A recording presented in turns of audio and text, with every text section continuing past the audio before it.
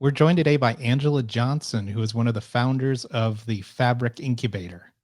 FABRIC is a fashion incubator, business accelerator, design studio, academy, and manufacturer that is sustainably disrupting, redefining, and reshoring the fashion industry for the modern apparel entrepreneur.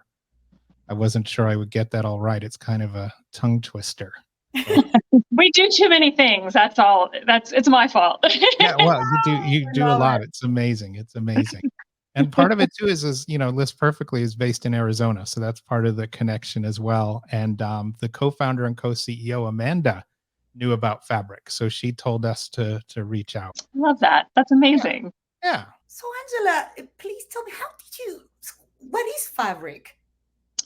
Well, I could repeat what you just said, but I'll get a little bit more, friendly language. So basically, fashion it's really hard to get into when you're a designer or you want to be a designer. There's a lot of obstacles in your way, and this place is providing all the resources and the hand-holding that somebody might need if they want to start their own clothing brand, and helps them get through design development and manufacturing and all of the stuff that usually takes a degree or a team of experts that get paid a lot of money to be able to do. So it's taking away an obstacle for somebody who wants to solve a problem out in the marketplace that maybe isn't being solved by the bigger brands because they're just kind of overproducing overseas to, make as much as they possibly can to get the price points down. So we're a fashion incubator that's helping fashion businesses grow. That's awesome. And so let's go way back. How did you get into sustainability? Well, I kind of stumbled upon it really, and it goes way back. I was basically a designer in Los Angeles in the 1990s, and I had gone to design school. I had started my own brand. I had worked for other brands as a production manager and used all of that knowledge and all the connections I had to start my own brand. And I was able to actually make small batches when I first started, which is really unheard of, but I used my connections and my abilities in production management to do that. So what I mean by that is I would go to a pattern maker in LA. I would have them make the pattern. I would take the pattern to a grader to grade it into different sizes. And then I would take the marker, which is the template for cutting, over to a cutting service. I would pick up all of my materials and trims, deliver them to the cutters. They would cut everything. Then I would pick up the cuts and I would deliver them to different sewing factories. And the sewing factories would do me favors and make small batches of them because I was giving them larger batches from a bigger brand that I worked for. So I was able to start off with like 50 pieces and then 100, and then it started to grow, and I was selling internationally and I was living my dream. And then I moved back to Arizona, and there were no resources like that in Arizona. So I shut down a profitable business because of lack of resources in 2001. And that's when I had to get creative and think about what I want to do in the fashion industry in Arizona. And there's thrift stores everywhere. So I was like, why don't I upcycle? Why don't I start making one-of-a-kinds? And that way I don't need a factory to manufacture them. I can make them myself. And so I went and gathered a bunch of t-shirts, and I made my first t-shirt ball gown, is what I call them. So took about 25 shirts to make the first one, and then it caught on, and that became like my business for a while. It still is. I still make them to this day. So it's like 20 years of making these. And that was my income generator. And then I started teaching at other schools and everything. And this is that's a sustainable thing already. It's a one of a kind. It's taking things out of the landfill, reusing them. But the concept of creating fabric ended up being sustainable too, because I wanted to help other people be able to make small batches of unique items that weren't overproduced overseas, so that they could have more control over it, and they, didn't have to make 100,000 of one thing or whatever. So it just kind of happened. I didn't pre-plan being sustainable. It just happened that way, but it was very close to my heart anyways, because before fashion school in LA, I went to Northern Arizona University, and up in Flagstaff, everybody cares a lot about sustainability. And I learned a lot about, just that whole industry from being in college. Wow, that's amazing. Wow. Okay. Having said all that, Angela, how could you summarize what sustainability means to you? Wow, that's a big question because there are a lot of ways that somebody can be sustainable or that something can be sustainable. And there's no right or wrong. There's just a lot of pathways. And to me, as far as fashion is concerned, because I'm not an expert in sustainability in other industries or anything, but I think as far as fashion is concerned, if you are making a product in smaller batches or that are just in time, on demand, that are not overproduced in factories in, third world countries where maybe people aren't getting treated fairly or the regulations aren't being followed, then that makes it sustainable right there. To me, that is the most important thing because there are sustainable fabrics and there's all kinds of cool things like zero waste patterns and stuff like that that can take it to another level as well. But for me personally, I just think putting that ability into the hands of the designer or the brand to make small batches that are just what the customer needs right when they need it, instead of making thousands and hope it sells and end up having to go, throw it away or put it in a landfill or burn it in incinerators or whatever, is the best answer. So at Fabric, that is really what we do. That's like the mission for, how we operate every single day, is to reshore manufacturing and redefine it and use technology to make it more efficient so that the price points that these smaller batches end up being can actually be more competitive and compete with those things that are made in the huge volume. I mean, when you make 100,000 of one shirt, then each shirt can be really cheap because you're splitting up the development costs into 100,000 pieces. But if you're only making 10, you're splitting up the development cost into 10 pieces, then it's going to be really expensive. But if you can throw in some technology that takes away some of the human labor and, makes it quicker and more efficient, and makes it personalized and customized, then that is the thing that helps make it so that it's a unique product sold at it's going to be more expensive, but it's not going to be ridiculously expensive. So sold at a competitive price point that is something that nobody else has, and you can compete on a global stage that way. So to me, that is the whole answer for sustainable fashion. Wow. Great answer. Yeah, that's quite an answer, and that it's so you've extrapolated it out so far. That's amazing. Thank you. Not everybody takes it out that far, going down into the third world aspect of it and things like that. So you're busy this week. You've got Eco Fashion Week. So tell us what Eco Fashion Week is and what you're doing there. Well, every year we celebrate sustainability and highlight sustainable brands at Fabric. And so we came up with Eco Fashion Week when we first opened the building here in 2016. And each year we put a week's worth of events together that include fashion shows that feature sustainable brands, as well as panel discussions to educate people on sustainability, as well as networking events and pop-up shops so you could buy from sustainable brands and just all kinds of really fun stuff. So this is, the first time we're coming back since the pandemic. So we're really excited about it. And what we were able to put together was this week that started actually on Friday already. So we're in the middle of it because on Friday was the beginning, and on Saturday the 23rd is going to be the last day of Eco Fashion Week. But coincidentally, this year, it all fell together in collaboration with two other fashion weeks. So Phoenix Fashion Week and Tempe Fashion Week decided to do spring shows this year, which they normally do in the fall. And they were right around the time of Eco Fashion Week. So we all decided to get together, and basically Eco Fashion Week started with Phoenix Fashion Week. We had a Fabric Friday at Phoenix Fashion Week on Friday night. And then it's ending with Tempe Fashion Week on Saturday the 23rd. And in between are all of these other cool events. Like we have a sustainable panel discussion called Behind the Seams with about sustainability. Yeah, we like puns. So I love it. No, I love that. I love it. Behind the seams. We have a lot of good puns around here. It's so cheesy, but it's like the best. So the Behind the Seams event is a panel discussion that's going to have all these amazing panelists that are experts in sustainability. We're bringing in the vice president of marketing for Gerber Technologies, which is the CAD software program that we use to to basically be efficient and make things, in a more sustainable way, as well as all kinds of amazing other speakers. And they're going to talk all about the future of sustainable fashion. That's a free event. We're a nonprofit, so a lot of the stuff we do is actually really affordable or completely free. So that's Thursday of this week. And then we're having a Refabricate fashion show on Friday.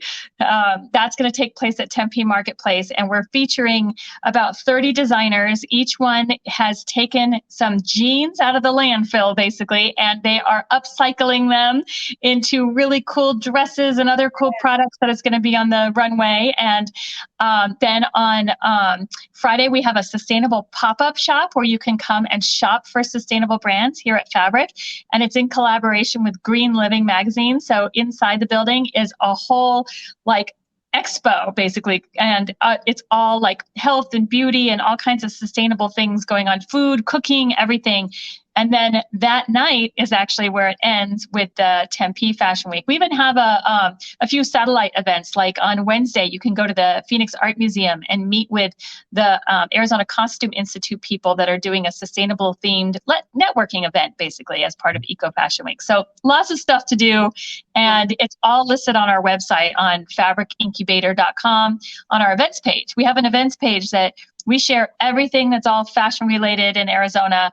And basically there's a whole dedicated Eco Fashion Week section of that page. You can find all the details and RSVP and come and enjoy. I love it.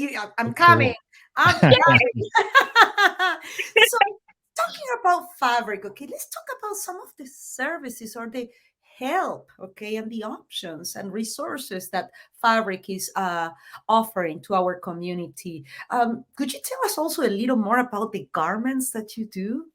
Oh, yeah. Okay. So the core thing here at Fabric is that we want to help somebody get started. And when you get started, you can't afford to make 5,000 pieces, which is normally a minimum at a factory. And nor do you probably even know anything about manufacturing. And so when you approach a factory, they need tech packs, they need production ready patterns, they need a sew by sample that has been sewn on industrial machines with the order of operations out of the fabric that's going to be manufactured, and all kinds of things. And then a production manager to actually make sure it goes through manufacturing. Now, because most people with a good idea for a sewn product have no prior experience in production management and quality control and everything that it takes, that's the core thing that we do. So we have a roadmap that's virtual that is basically a step-by-step guide. It's kind of like an online school in a way that you can go at your own pace. And it has hundreds of videos, basically me talking head telling you, okay, here's what a cutting ticket looks like. Here's how to fill it out. Here's what you should look for. And here's how to submit a spec sheet. And what is a flat? And how do you find your materials and trims and all of that? So it's hundreds of videos, hundreds of downloadable documents and instructions and checklists and everything. And it helps somebody with no experience become their own production manager so that they don't have to hire a $100,000 a year employee to be that production manager. And that's our core resource here. And we actually charge money for it. It's about $350 a month to use it. But as a nonprofit, we give away 200 scholarships into it a year. So most people don't pay anything, or they pay a very small portion of that, like $50 a month if they win a scholarship. And we want to help disadvantaged entrepreneurs. So we scholarship minorities, veterans, people with a disability, and people with a financial need into this program. And it's basically just our way of giving back. Now, we give back to earn our stay in this building. This is actually a City of Tempe building, and they allow us to use the building without paying rent. We do pay the utilities, we pay the maintenance and upkeep and all of that. We invested heavily into making it pretty and safe. I mean, it had a 17-page list of safety issues to fix before we could even move in. It was the former Performing Arts Theater. So we ended up making this arrangement with the city that we're going to scholarship people into this program, and we're going to provide free opportunities and events like all of our Eco Fashion Week events. There's so many free events in there, and the designers to participate in these shows don't have to pay hundreds or thousands of dollars to participate. Some of them are free, some of them are under $100. So it's really a lot of give back. You can find all the help that you need here. And most of that help is really affordable. It's below market rate, or a lot of times it's free. We have a free events calendar. We have a free, so that you could post your event or find an event. We have a free classified, so you can find a fashion job or post a fashion job.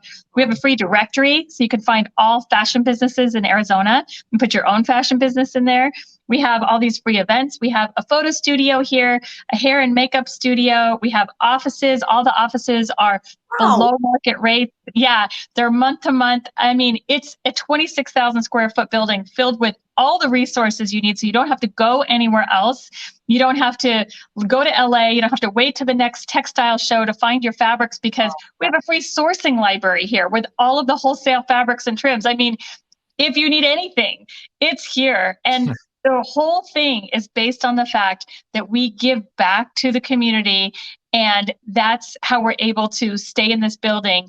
Now, the other key thing to all of this is that we have an event space, and the event space is where we have our runway shows and stuff like that, but we rent it out, and that rental is how we generate income to provide all the free stuff. So it's this really unique model. We call it a public social cooperative enterprise, because it's nonprofits and for-profits and community people and the city kind of coming together to make this all happen. And when we rent our event space out for a wedding or a music festival or something like that, that's when that income allows us to pay the staff and to pay the utilities and to put together these events and to do all of these cool programs and stuff that makes it more affordable and easy for a designer to actually start their business. So it's a pretty unique place. Wow, that's amazing. Thanks. Wow. That was incredible. Yeah. And so Clara, Angela answered like the next 4 questions. Yep. So very efficient. I was like, wait, she's so comprehensive on her answer. Yeah. That she answered our next 4. I'm glad that you noticed. I was like, I'm not asking that. She already was so specific with the programs, with the options, resources, and how you're financing those resources. Thank you, Angela. That's amazing. Thank you. You know, it's sustainable. It's hard to be a nonprofit. You have to have like a full-time fundraiser. You have to, know how to get grants and do all of that. So when we started this, we were like, we just want to help people, and we don't want to rely on trying to figure out how do we get like a full-time grant person and go after, all of that stuff. And we were like, let's just be self-sufficient. We came up with this to make it easier, to be able to fund this whole thing. Now, obviously, that was really hard during COVID. Renting out an event space is not the easiest thing to do when you're in a pandemic. So we turned our event space into a PPE factory during that time. And we sustainably manufactured 700,000 reusable medical gowns during that time, so that we could use the space, keep everybody employed, employ about 100 more people, and solve an issue for the United States on a shortage of medical, gear. So we ended up doing that, and each gown can be washed 100 times. So it kept 70 million disposable gowns from going in the landfill, which was a sustainable solution to the problem too. And we got a visit from the president, like President Biden and Vice President Harris came to recognize our efforts. It was really rewarding and cool. And then, we knew we had to turn the event space back into an event space so we could actually continue to generate income, because we weren't charging enough for the gowns. We just charged what it cost to make them. We just wanted to, we didn't want to gouge healthcare heroes during the pandemic. So we basically made it at cost, and then we needed to bring money back in. So we turned it back into an event space in 2021. And we've been like trying to rent events, but there's been all these COVID variants and things like that. So it's been a bit challenging. They're finally starting to come back again though. So cross your fingers for us. Definitely. No, that's amazing. All that you're doing and all that you've done. So your co-founder is Sherry Berry. So yes. How did the two of you connect, and how did this all come together between the two of you? Well, Sherry is my hero. This woman is so generous. She is so smart. She's just an amazing person. And she was one of the designers that I had met before opening this place. She had her own brand, and that brand, she had never done this before. She was actually worked in the retail side of things. She actually managed 300 retail stores, and she was she got her MBA from ASU so that she could actually start her own brand. And she was the marketing director for the Arizona Science Center. And super smart. She should have been a contract attorney. I mean, she's like business savvy and very intelligent when it comes to contracts and things. And so she wanted to start this clothing brand, knew that she needed some guidance. She came to me because I was consulting and helping designers before Fabric existed. And I had to send her to Los Angeles to get all the resources. And that's where things go wrong for people, is when they are in Arizona and they try to manufacture in another state and they can't be there to like make sure that they're doing their due diligence of checking the marker before it gets cut, checking the cuts before they get sewn, and, you know, signing off on things. And that's why I closed my business down when I moved here, is because I couldn't be in LA every day to do my due diligence. So, you know, being an advisor and helping somebody through it, I would say, but you have to move to LA if you really want to do this correctly. And most people didn't. They tried to do it from here. And she was one of those people. She thought, well, I'm going to do my best. And she made a great attempt at it, and probably better than anybody because she has all of her ducks in a row. And she basically wasn't there when her marker file got converted from the marker to the cutter, and it changed from inches to centimeters. And that means all of her pattern pieces were way too small, and nobody was there to check it on her behalf. So her entire production run got cut like 2 sizes too small and sewn that way. And it came back to her, delivered to her as doll size clothing. And she was obviously not able to sell that. So it closed her brand down. And she thought, well, if I can't do this, who can? I mean, she had money. She had won a grant from ASU for her, you know, efforts in her MBA program. And so she had the contract attorney brain. She, you know, like literally had everything you could possibly need to do this, had a consultant, everything, but still something went wrong that put her out of business. So she wanted to solve this problem as well. And when she saw that I was trying to open Fabric, I put a GoFundMe together, and I was, you know, fishing it out there, hoping that there was somebody who could partner with me, because I was the community builder.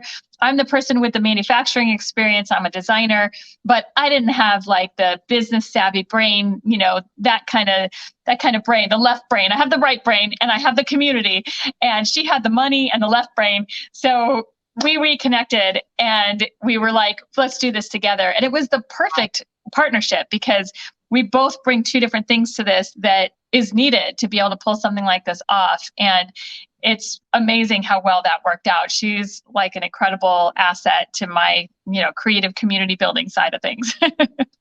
That's amazing. That's amazing. And yeah, just that synchronicity is great. Yeah. The good news for her, though, is now she was able to start her brand again. She has a new brand this time. But awesome. Yeah, it all worked out for her in the end. So happy for Sherry. Yeah. So Angela, what's one thing you would like people to know about sustainability overall? Well, okay. So I think an important part about all this was I had mentioned that in order to make something sustainable, if you can make it on demand or on time, you know, in small drops, just when somebody orders it, that's probably the most important part. And I think I'd like everybody to know that that didn't used to be possible, but it is now. And it is now because of Sherry. So my co-founder here had a vision that the future of fabric would include that technology that allows it to be more efficient and to be more personalized. It's just, how do we invent that? I mean, it hadn't been invented yet. It wasn't part of the fashion industry's ecosystem yet. And eventually, Sherry stumbled upon this micro factory in New York that was put together by a software company called Gerber, which is now Electra company.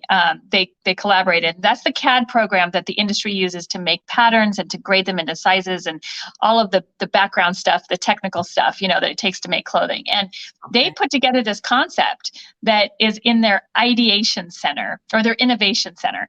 And this innovation center has this, it's this automated like system where there's a printer that can print on the fabric. It can print your pattern pieces with your actual like print designs placed into the pattern pieces as an order comes in. And so you can imagine if you're a designer, you could actually engineer a dress, and you could put a big octopus, let's say, that wraps around the sleeve and comes down the dress and everything. And you could offer that on your website on a 3D avatar. So you don't have to have sewn one yet. You could literally mock it up, and then people can order it. And then as the order comes in, it will get printed. And you can say, you know what? It can come in any color you want. You can order it with the octopus blue today and yellow tomorrow if you want. And it will print the octopus the color that you want it, built right into the pattern pieces. It's fully sustainable because it uses no excess water. It just is a one-step process. And then that will flow into this automatic cutter, which is the Gerber Z1 cutter. So the printer is the Corny Presto printer. The cutter is the Gerber cutter. It automatically has a camera that sees the outline of the pattern pieces, and it cuts the pieces out like super, super fast. It's really cool. Then that's eliminating the human element of the cutting process, right? And you don't have to do a stack cut of thousands at one time. You can do them one at a time in a very fast, efficient way. Then it gets sewn on demand, and then you can fill those orders right from, as they come in and within days or a day, depending on, how many orders there are. And that's brand new technology that they set up in New York. And my partner, Sherry, was like, she visited that factory and said, okay, here's a concept of what we have been talking about that's needed in the fashion industry. There's a few parts that need to be added to make it a seamless journey from your website all the way through pack and ship. But here's a start. So she said, let's bring that to Arizona. So during the pandemic, we took the time to figure that out, and it is now here and at Sherry's new factory down the street, which is called the Fashioneer. And it's the only factory in North America that has all of this figured out. And you can literally come in to Fabric, learn how to be a designer and a production manager so that you get everything ready for that factory. And then all the inputs go into that factory, and basically you can engineer really cool, customized, personalized individual prints. You can put your own logo right here, wherever you want it.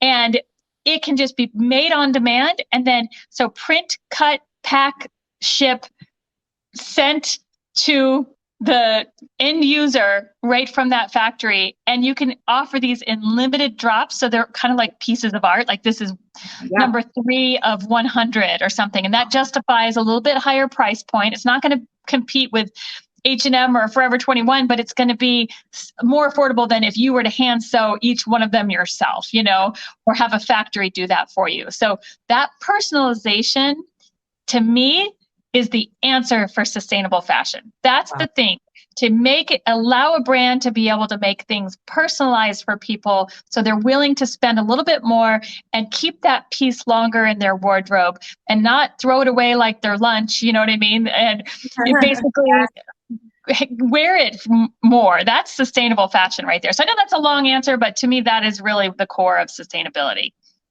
I love it. I love your answer. What can I say, Doug? It's incredible. Yeah, it's incredible. It's outfits on demand. I love it. I wish I could show you that factory right now. I mean, it's incredible. There's 100 sewing machines. The printer itself is the size of a semi. It's really incredible.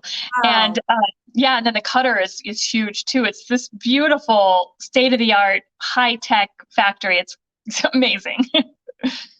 That's incredible. Now, speaking about sustainability, what is the one thing, Angela, that we should all do to be more sustainable? I love that question. That goes back to what I just said about thinking more about what you're wearing, holding on to things longer. It's better to have a wardrobe of staple pieces that you can rework in different ways, with some fashion items that are trendy and stuff too to work in there, but not a whole wardrobe of disposable clothing. Like that's where we're at right now, is everybody wants the cheapest thing, the most trendiest. They want it to cost less than their lunch. They want to throw it away in 6 months from now and move on to the new thing. And we need to get away from that, because that's what's killing the planet. That's the stuff that ends up in the landfill.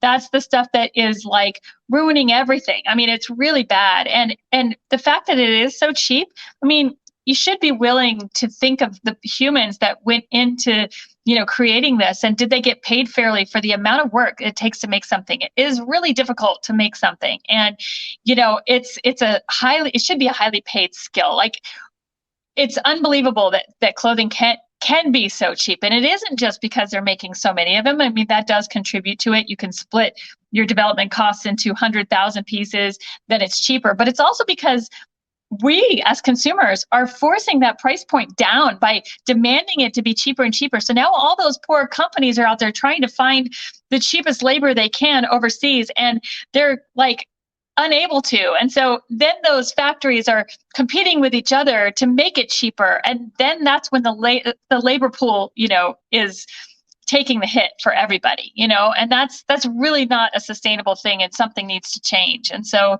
this is the answer, in my opinion, and we all need to think about it. We all need to be part of this. We're all part of this planet, and we should care about all of this. So we should deliberately select things that we know we're going to wear longer, that are staple pieces, and then buy those personalized pieces that I was talking about from your local designers, from people who are making these small batches of things that are unique, that you might hold on to longer, but they're still the trendy or cool stuff like that, and spend a little bit more on it. And that's okay. Don't buy as many pieces. Buy something that is a little bit more expensive because it was made, by a designer that you can see their face, you know who they are, and that you will wear it longer and you'll covet it longer, and, celebrate that person for making it. That's well said. Angela, I was born in Argentina, by the way, and we call it one of the slavery countries because it's a slavery employment. And yes, that is very correct what you said. We're working for literally pennies, and whatever you get paid, it's by mid-month, okay? And on top of that, we have inflation. So they pay you under the minimum wages.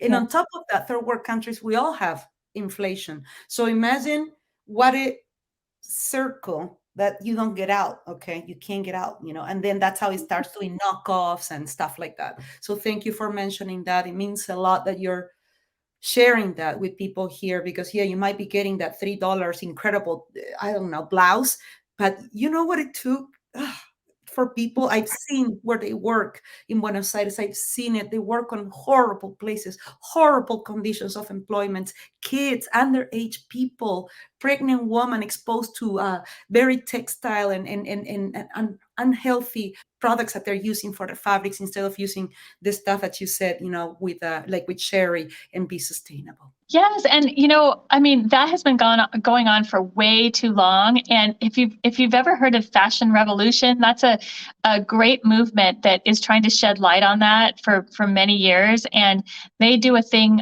where they have everybody on social media hold up little signs that say #Who made my clothes, and it just makes transparency in this industry so that the factories who are paying fair labor, wages and things like that will respond, "We made your clothes." And then who you're working with, and if you can see them and talk to them and see happy employees and that kind of thing, it makes it, at least it's starting to shed light on all of that. So there's a lot of brands that have been called out because of all of this that are starting to make some major changes. I mean, I just threw H&M under the bus when I said that, but H&M is actually one of those brands that has made a lot of changes and have really responded to this. And you can track all kinds of steps in their process now, and they're doing a really good job. They've actually, in Fashion Revolution's point score, on who is sustainable and who's making those changes, they've been like one of the best brands to just actually go and run with it and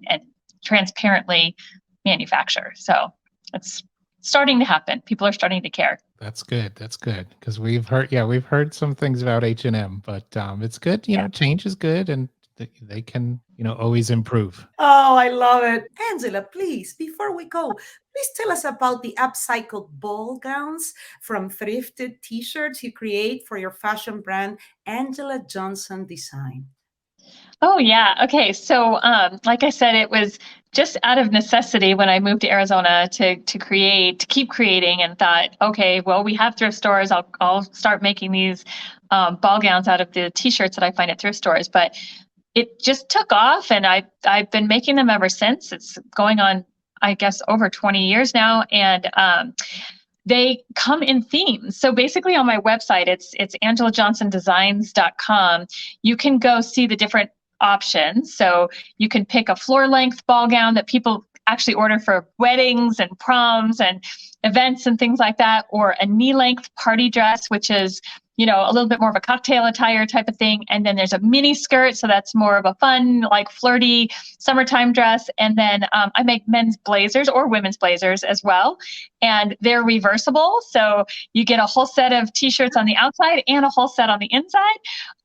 And you get to pick like what theme you want. So there's a drop down where you can pick like pop culture or music shirts or travel shirts or different things like that. Or you can provide your own collection of shirts. So sometimes people have their own collection because they've like been a part of a team of some sort, or they have their favorite band or whatever. Like I've made a David Bowie dress for somebody who just followed David Bowie around the country for years and had all of his t-shirts. And that was a really fun one. I did a Star Wars blazer once that the outside was the dark side and the inside was the light side. So that was a really fun one too. And it's creative. I get to, still have my own collection and be very creative while I'm helping other people with theirs. And each one is the same silhouette. So it's easy to make because it's the same style dress that I've made for year after year. So I can be very efficient about it, but it's just different t-shirts. So that's what makes each one of a kind and unique and special for the person who bought it.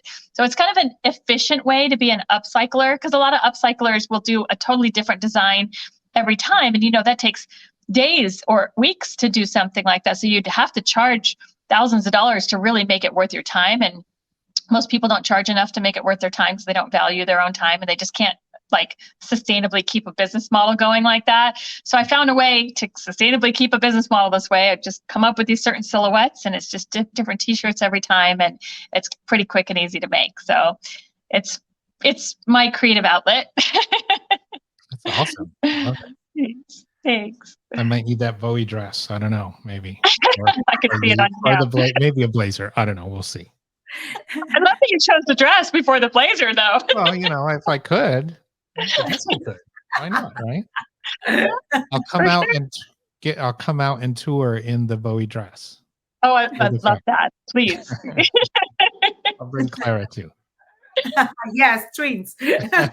So, Angela, can you remind our listeners where they can find more information on the FABRIC Incubator? Yes, it's online at fabricincubator.com.